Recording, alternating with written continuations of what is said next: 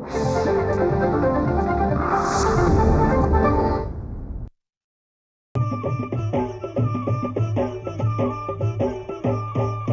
काळी आई धनधान्य देई, ही काळी आई धनधान्य देई.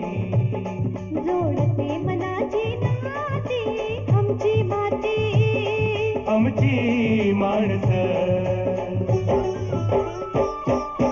आमची माती, आमची माणसं, आमची माती, आमची माणसं, आमची माती, आमची माणसं, आमची माती, आमची माणसं.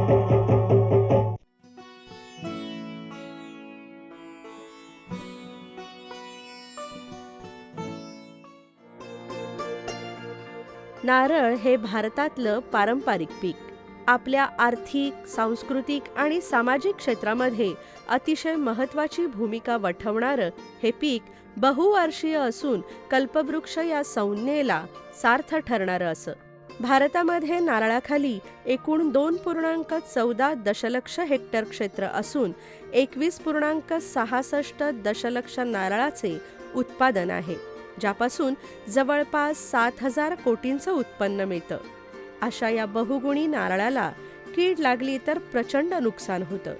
याच किडींविषयीची माहिती आपण आज डॉक्टर वानखेडे यांच्याकडून घेणार आहोत. डॉक्टर संतोष वानखेडे हे प्रादेशिक नारळ संशोधन केंद्र भाटे, जिल्हा रत्नागिरी येथे कीटकशास्त्रज्ञ म्हणून कार्यरत आहेत. नमस्कार, मी डॉक्टर संतोष वानखेडे, प्रादेशिक नारळ संशोधन केंद्र या ठिकाणी सहाय्यक प्राध्यापक कीटकशास्त्र या पदावरती कार्यरत आहे. नारळ हे कोकणातील अतिशय महत्त्वाचं पीक आहे. या पिकापासून मिळणारे जे फळ आहे, तर फळामध्ये असणारे खोबरं याच्या दैनंदिन आहारामध्ये वापर केला जातो.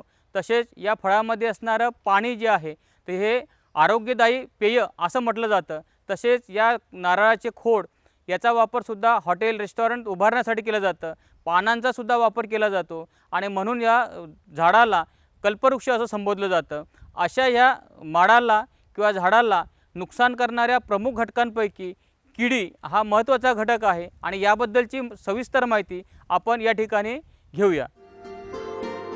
अनेक प्रकारच्या किडींपैकी एक प्रकार म्हणजे गेंड्या भुंगा. याच्या 4 अवस्था असतात: अंडी, अळी, कोश आणि प्रौढावस्था.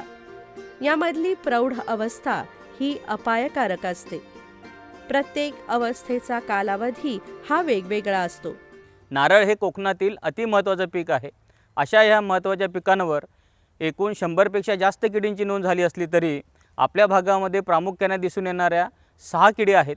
त्यामध्ये गेंड्या भुंगा ही एक कीड आहे, दुसरी सोंड्या भुंगा ही कीड आहे, तिसरी काळ्या डोक्याची अळी, चौथी युरोफाईट कोळी कीड आहे, नंतर रुगोज चक्राकार पांढरी माशी आणि उंदीर. असे 6 प्रकारच्या महत्त्वाच्या किडीमुळे या नारळ पिकाचं नुकसान झाल्याचं आपल्याला बघायला मिळते. किडींच्या या वेगवेगळ्या अवस्थांविषयी डॉक्टर वानखेडे यांनी अगदी सविस्तर माहिती दिली. गेंडा या प्राण्याला जसं शिंग असतं तसंच शिंग या किडीला असतं. लहान शिंग असलेला नरभुंगा असतो तर मोठं शिंग हे मादी भुंग्याला असतं.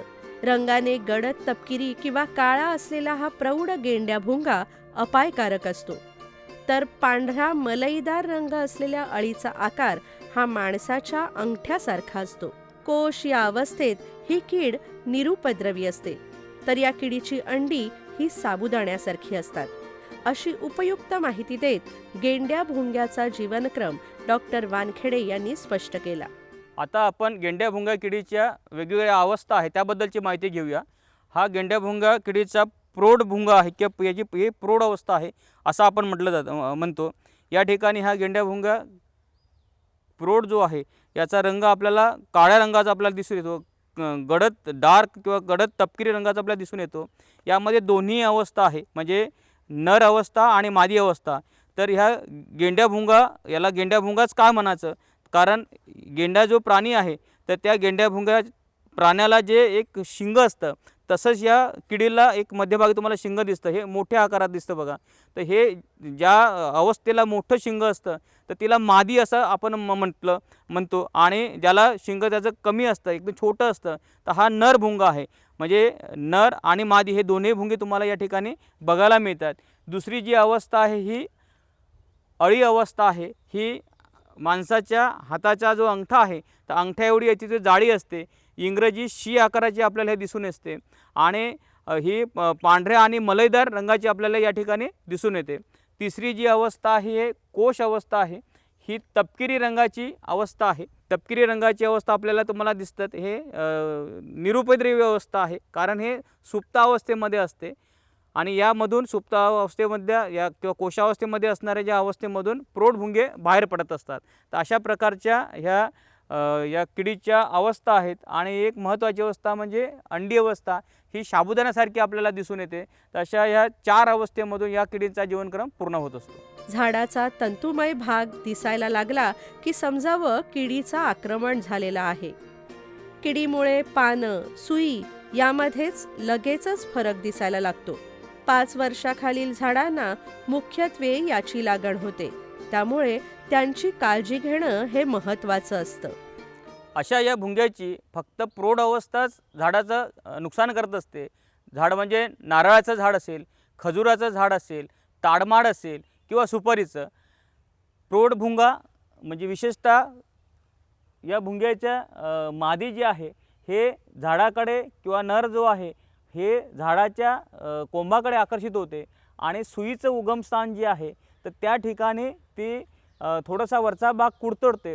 कुडतडल्यानंतर तिथे ते जखम झाली तर जखमेच्या आतमध्ये हळूहळू ते आतमध्ये शिरकाव करत असते.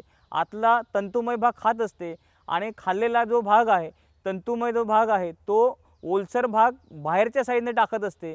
म्हणजे जेव्हा जिवंत भुंगा जर आतमध्ये असेल तर बाहेरच्या साईडनं असा ओलसर तंतुमय भाग आपल्याला दिसून येतं.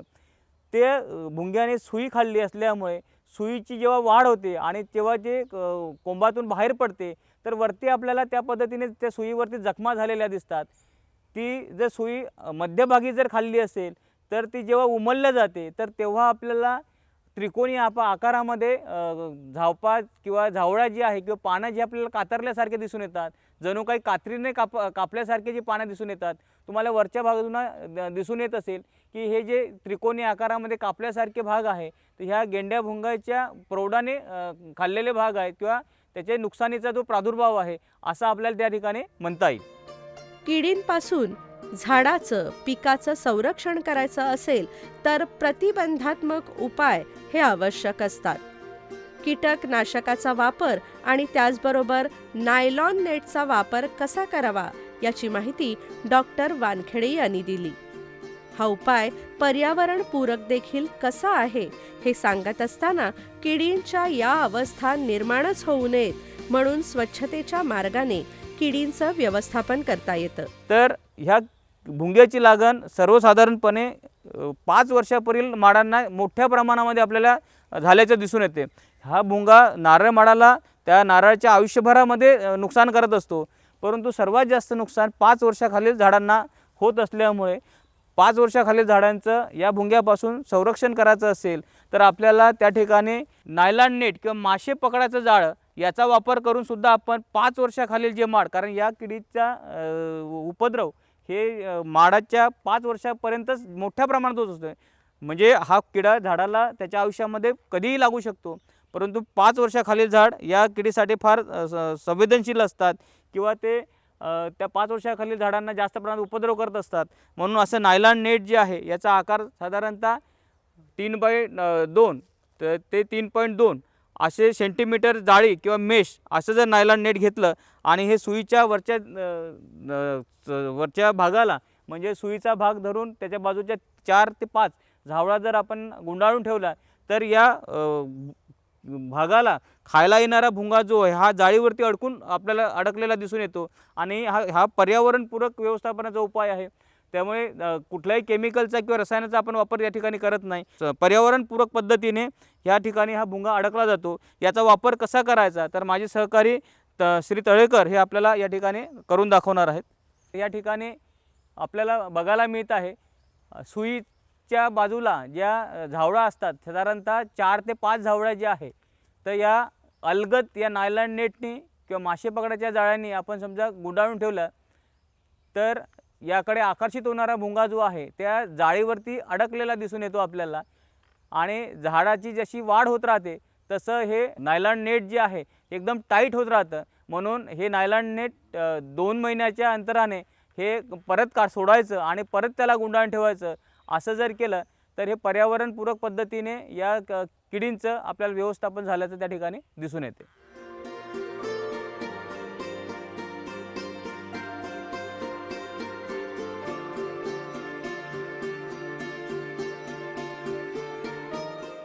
अशा प्रकारे आपण पर्यावरणपूरक पद्धतीचा वापर करून या किडीचं व्यवस्थापन करू शकतो.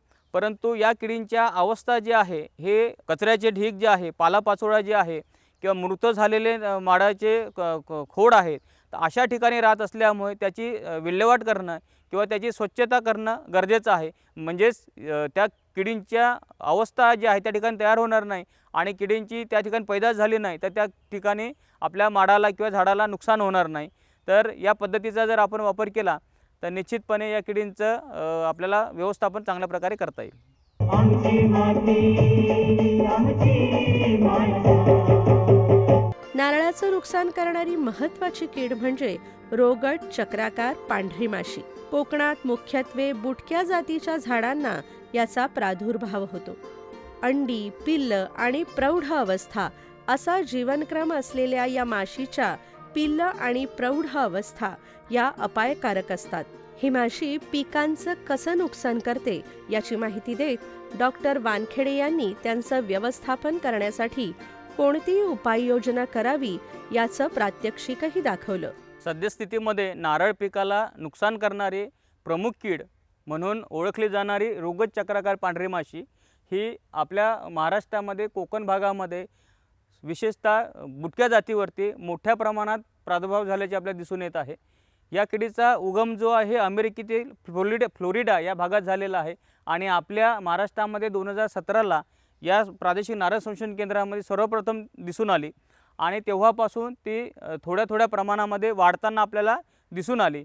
म्हणून या किडीबद्दलची माहिती घेणं गरजेचं आहे. ही कीड जी आहे किंवा किडीची प्रौढ अवस्था हे 2.5 mm आकाराची असते. तिच्या पुढील पंखांवरती 2 काळ्या रंगाच्या किंवा तपकी रंगाच्या रेषा असतात आणि ही प्रौढ माशी जी आहे तर ही प्रौढ माशी अंडी 35 पर्यंत देत असते. नंतर त्या अंड्यातून निघालेले जे पिल्लं आहे हे पिल्लावस्था साधारणतः 12 ते 13 दिवसपर्यंत उपयोगा करत असते. नंतर त्याची जे प्रौढ अवस्था आहे म्हणजे माशी जी आहे ही साधारणतः 13 ते 15 दिवसपर्यंत ते आपला जीवनक्रम जगत असते. अशा या किडीच्या 3 अवस्था आहेत म्हणजे अंडी अवस्था, पिल्ला अवस्था आणि प्रौढ अवस्था. यामधून फक्त पिल्ला अवस्था आणि प्रौढ अवस्था हे या झाडाला नुकसान करत असते. ते म्हणजे त्यांना असणारे तोंडाला सोंड जे आहे तर ते सोंड पानाच्या आतमध्ये त्या पापुद्र्यामध्ये शिरकाव करून आतलं हरिद्रव्य ते खातात म्हणजे पानातील रस शोषण करतात. त्यामुळे पानातील रस शोषून घेतला की पान हे निस्तेज झालेलं दिसतं. वरच्या बाजूनं बघितलं तुम्हाला त्याच्यावरती थोडंसं स्ट्रेंथ आहे तर ते आपल्याला हरिद्रव्य कमी झाल्यामुळे आपल्याला थोडंसं पांढरट झालेलं दिसून येतं.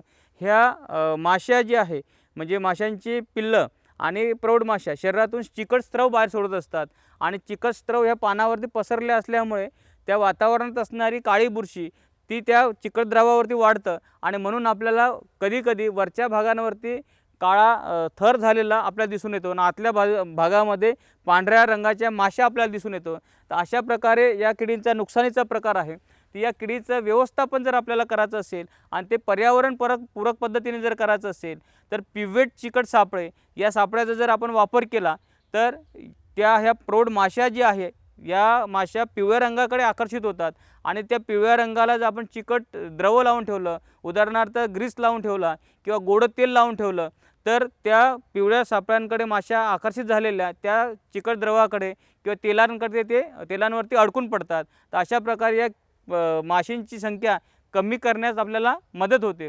त्यासोबतच पिवळ्या चिकट सापळ्याचा वापर कसा करायचा हे आपण या ठिकाणी प्रत्यक्षात बघूया. यासाठी आपल्याला नारळाच्या खोडाचा वापर करावा लागतो. साधारणतः जमिनीपासून 1.5 मीटर उंचीवरती पिवळा चिकट सापळा आपल्याला खोडाला गुंडाळून घ्यायचा असतो. गुंडाळल्यानंतर त्याला तो उडू नये म्हणून त्याला सुंभाने अलगद बांधून घ्यायचं.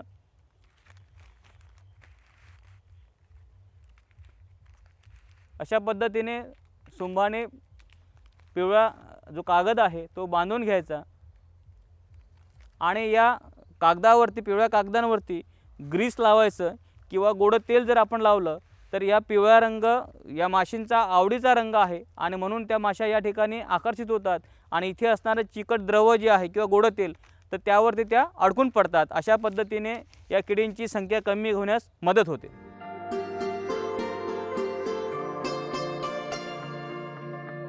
रोगट, चक्राकार, पांढरी माशीचं व्यवस्थापन करण्यासाठी मित्र कीटकांचा वापरही करता येतो.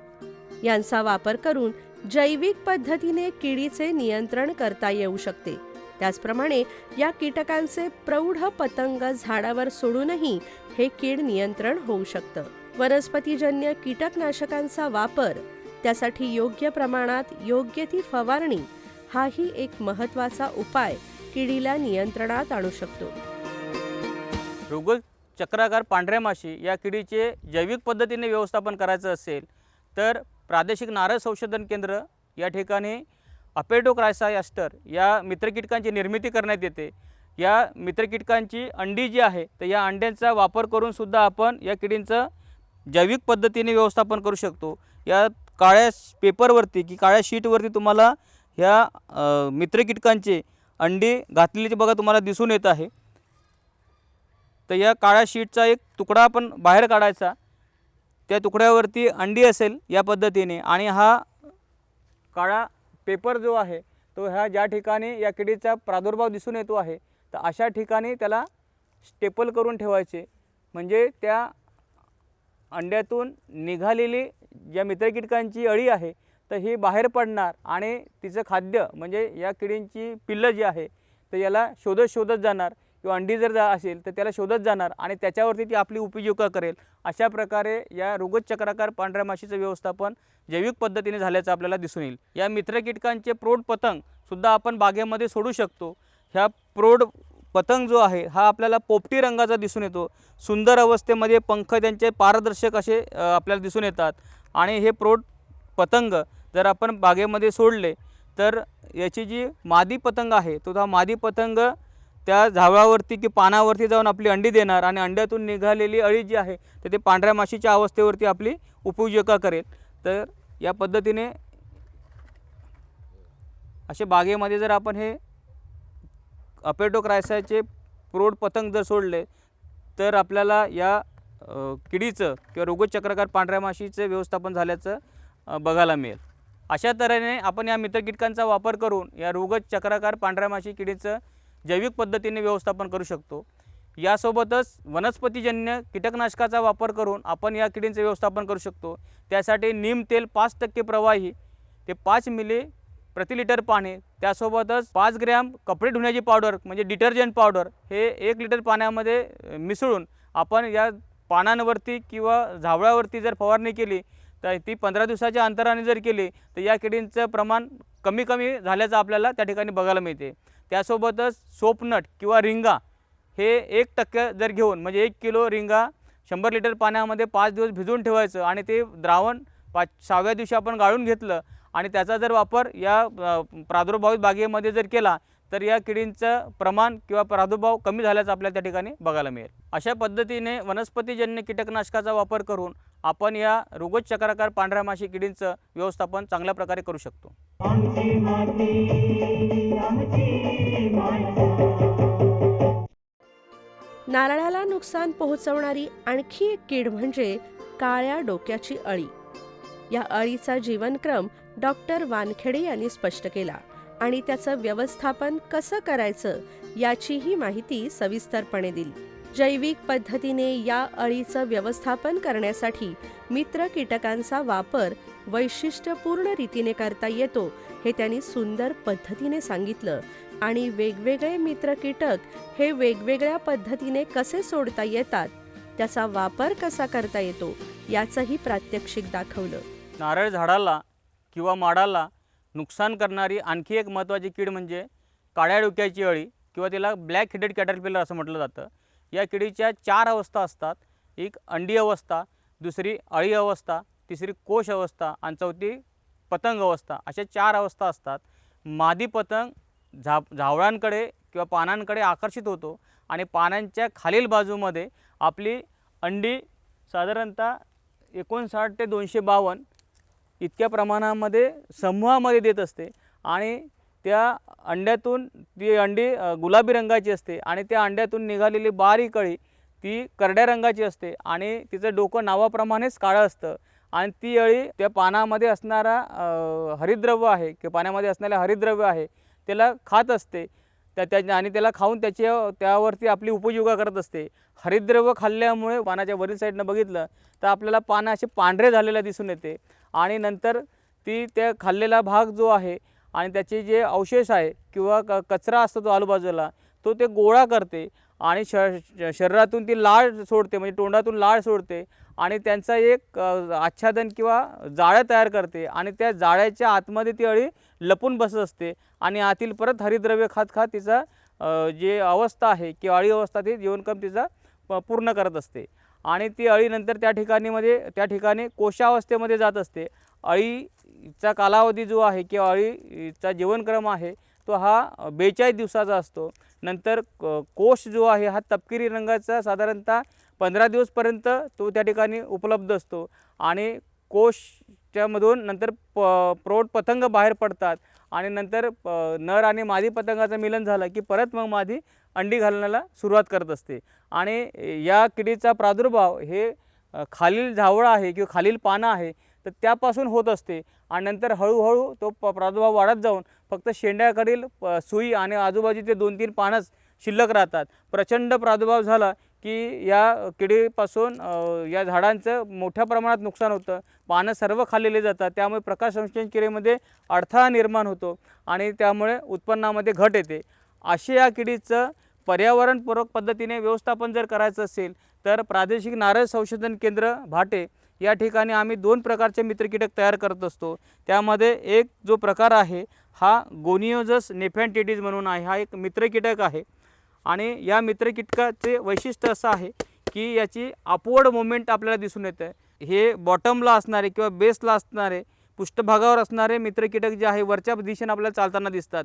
याचं वैशिष्ट्य असं आहे की नारळाची उंची जी आहे साधारण 50 ते 80 फुटापर्यंत असते आणि त्या ठिकाणी कुठलंही फवारणीचं यंत्र त्या ठिकाणी पोहोचू शकत नाही आणि आपण त्या अळीला त्या ठिकाणी मॅनेज करू शकत नाही का त्याचं व्यवस्थापन करू शकत नाही. म्हणून हे जर मित्रकीटक आपण या बागेमध्ये जर सोडले, कुठेही सोडले तर ते वरच्या दिशेनेच आपल्याला जाताना दिसतात आणि हे मग मित्रकीटक त्या काळ्या डोक्याच्या अळीला शोधत वरती जातात. ज्या ठिकाणी अळी आहे तिच्या शरीरामध्ये आपली अंडी घालतात. अंडी घालत असताना ती अळी डॅमेज होते, त्यामुळे ती अळी मारल्या जाते आणि या किडींची पैदास त्या अळीमध्ये मोठ्या प्रमाणात होते. अशा पद्धतीने जैविक पद्धतीने या काळ्या डोक्याच्या अळीचं व्यवस्थापन करता येतं. हे मित्रकीटक जर आपल्याला बागेत सोडायचे असेल तर एका झाडाला 20 या प्रमाणात सोडायचे असते, म्हणजे हेक्टरी 3500 असे आपल्याला हे मित्रकीटक सोडावे लागतात. गोनियोजस मित्रकीटकांचा वापर बागेमध्ये कसा करायचा हे आपण या ठिकाणी प्रत्यक्षात बघूया.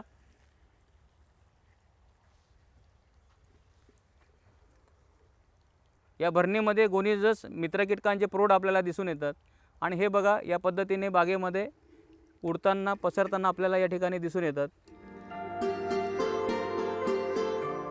या माडावर सोडलेला हे जे गोनियोजसचे ॲडल्ट्स आहे किंवा प्रौढ आहेत हे आपल्याला बघा वरच्या दिशेने असं चालताना दिसून येतात.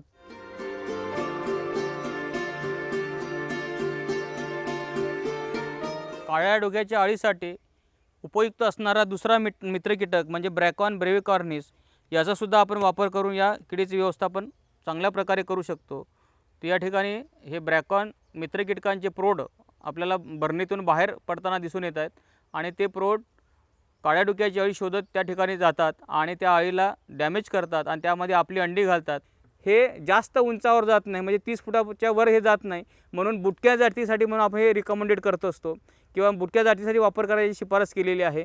याचा जर वापर करायचा असेल तर एका झाडाला 30 या प्रमाणे सोडायचे असते आणि प्रति हेक्टरी 5250 असा या मित्रकीटकांचा वापर आपण केला प्रति महिन्याला एकदा असे 3 बॅचेस जर आपण सोडले तर या जैविक पद्धतीने या काळ्या डोक्याच्या अळीचे व्यवस्थापन झालेले आपल्याला दिसून येते.